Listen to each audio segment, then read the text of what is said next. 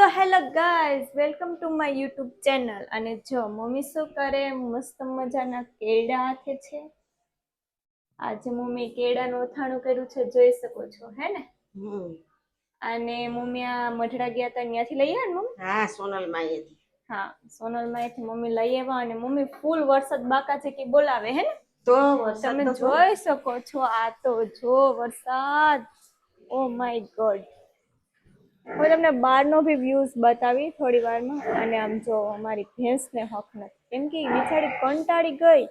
હવે વરસાદ બંધ થાય તો બસ ભેં થાકી ગઈ.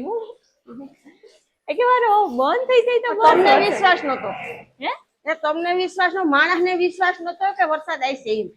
તો ભગવાન ની ન્યારી છે ઈ ઓલામાં કરી દે, ટાઈમ થાય ને એટલે આવી જાય. ટાઈમ થાય એટલે વરસાદ આવી ને જાય. આપને ને ગાબને કોઈ જાણ્યું નથી કે જાણવાનું પણ નહીં. ઈ વાત તારી 100% છે ભાઈ. કેમ કે બધા એમ કેતા હતા 2 દિવસ પહેલા કે દુષ્કાળ પડશે, માણસ શું કરશે ને. એને આપણી ચિંતા છે, એને તો આખા જગત ની છે.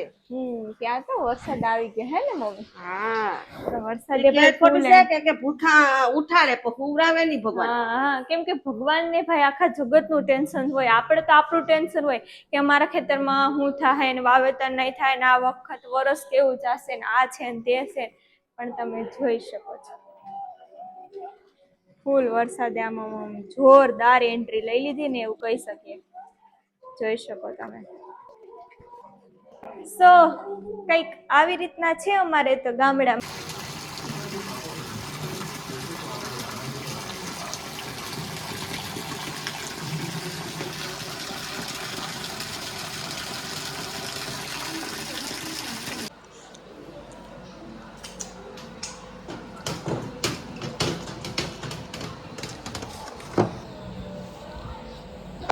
આજે મારી મમ્મી બનાવે છે ચણાના લોટના.